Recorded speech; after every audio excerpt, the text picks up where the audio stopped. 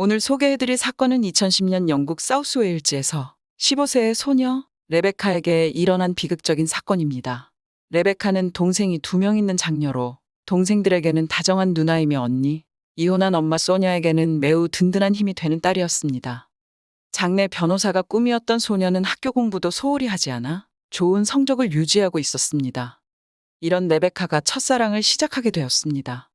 레베카의 남자친구 조슈아는 같은 학교 학생으로 딸 가진 엄마들이 환영할 만한 요소를 가진 학생이었습니다. 준수한 외모에 예의가 바르고 학교 성적과 교우 관계도 좋은 이상적인 학생이었습니다. 동급생으로 친하게 지내던 둘은 어느새 좋아하는 감정을 느끼고 교제를 시작하게 되었습니다. 둘은 양쪽 부모님의 환영을 받으며 서로의 집을 오가며 동생들과도 같이 놀면서 즐거운 시간을 보내곤 했습니다. 엄마 소냐와 아주 친했던 레베카는 엄마에게 자신이 얼마나 행복한지 얘기하며 시간을 보냈고 소냐도 행복해하는 딸의 모습을 보며 흐뭇해했습니다. 10대며 서로에게 첫사랑이었던 그들은 좋은 시간도 많았지만 자주 다투기도 했는데요. 주로 조슈아가 관계에서 우위를 차지하고 그녀를 통제하려고 하는 모습 때문이었다고 합니다. 둘 사이의 관계를 보여줄 수 있는 일화가 하나 있는데 레베카는 일기를 썼습니다. 일기는 지극히 사적인 레베카의 영역인데 조슈아는 일기장에 혹시 자신에 대한 부정적인 언급이 있지 않나 궁금해하며 보여주길 원해서 조슈아가 놀러오는 날은 엄마 방에 자신의 일기장을 숨겨놓기도 할 정도였다고 합니다. 사춘기 시기의 특징이긴 하지만 특히 조슈아는 남들이 자기를 어떻게 생각하는지에 대해 상당한 관심이 많은 청소년이었습니다. 학교에서 조슈아는 인기가 많은 학생이었습니다. 하지만 자존심이 세고 리더가 되고 싶어하는 모습 때문에 오히려 조슈아를 안 좋아하는 학생도 많았습니다. 조슈아와 레베카는 그들의 교제 기간 동안 헤어졌다 만났다를 반복했습니다. 2010년 1월 마지막 주말, 조슈아는 레베카의 집에서 즐거운 시간을 보내고 레베카의 엄마에게 정말 최고의 주말이었다는 인사와 함께 자신을 데리러 온 엄마의 차를 타고 집으로 돌아갔는데요. 집에 돌아간 지 얼마 되지 않아 헤어지자고 레베카에게 통보했다고 합니다. 레베카는 영문도 모르고 갑자기 헤어짐을 고하는 조슈아에게 당황했지만 이번에는 다시 잘해보려는 노력을 하지 않고 힘들지만 헤어짐을 받아들였습니다. 그래서였을까요? 레베카를 향한 조슈아의 감정은 매우 좋지 않아 보였습니다. 조슈아는 친한 친구들에게 레베카를 세상에서 사라져버리게 하고 싶다고 얘기했고 실제 연구한 방법 등도 친구들에게 얘기합니다. 수영을 못하니까 강둑 같은 곳을 같이 걷다 물 쪽으로 밀어버린다거나 독성이 있는 식물 등을 먹게 하여 독살한다거나 하는 그런 얘기들을 하곤 했었지요. 친구들은 조슈아의 이런 끔찍한 얘기들을 농담으로 치부했는지 같이 농담으로 여기고 같은 수준으로 대응했습니다.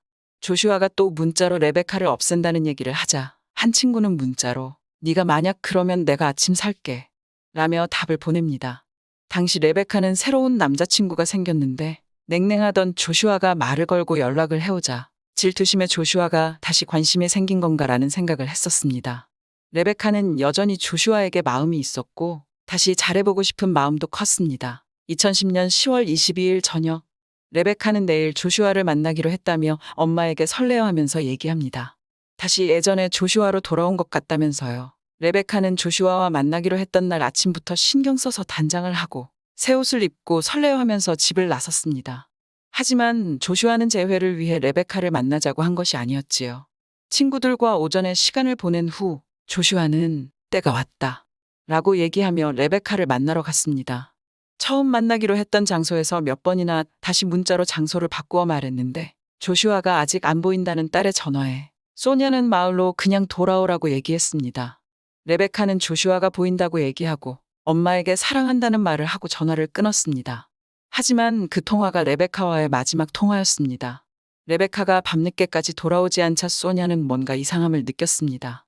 레베카는 연락도 없이 안 올 아이가 아니었기 때문이었지요. 조슈아를 만나기로 약속했던지라 조슈아에게 연락하지만 조슈아는 그날 레베카를 만나지 않았다고 얘기합니다.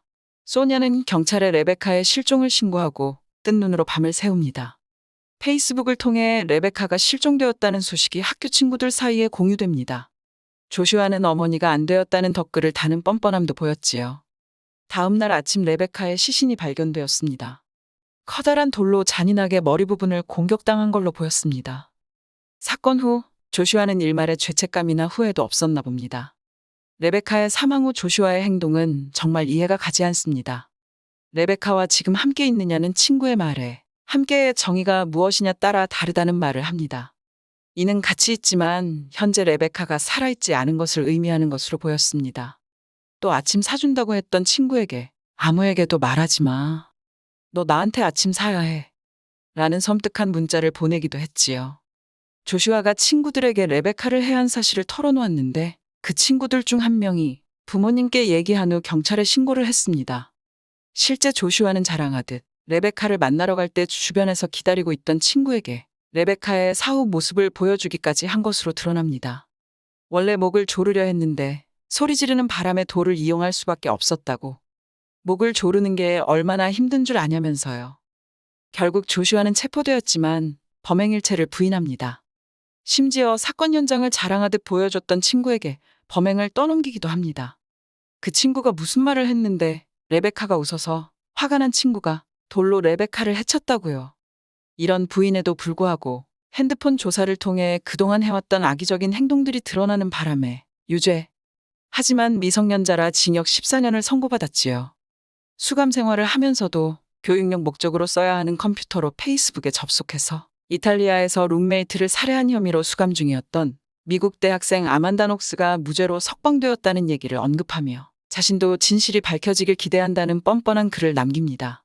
이래서 사형제도가 존재해서는 안 되는 거라면서요. 비공개로 일부만 볼 수 있게 올렸다고는 하지만 한때 친구였던 사람들도 공분할 만한 내용이었지요. 이렇게 범죄를 계속 부인하던 조슈아는 7년 만인 2017년 9월에 자신이 레베카를 해친 게 맞다고 뒤늦게 자백했다고 합니다.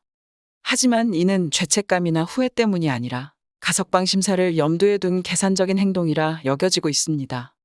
실제 공짜 아침을 얻어먹기 위해 레베카를 해친 것은 아니겠지만 자신을 살해할 생각으로 다시 접근한 악한 의도를 꿈에도 모른 채 재회할 생각에 설레어했을 레베카를 생각하면 마음이 아픕니다.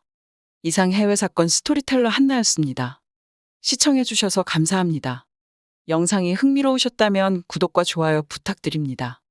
다음 영상으로 찾아뵙겠습니다.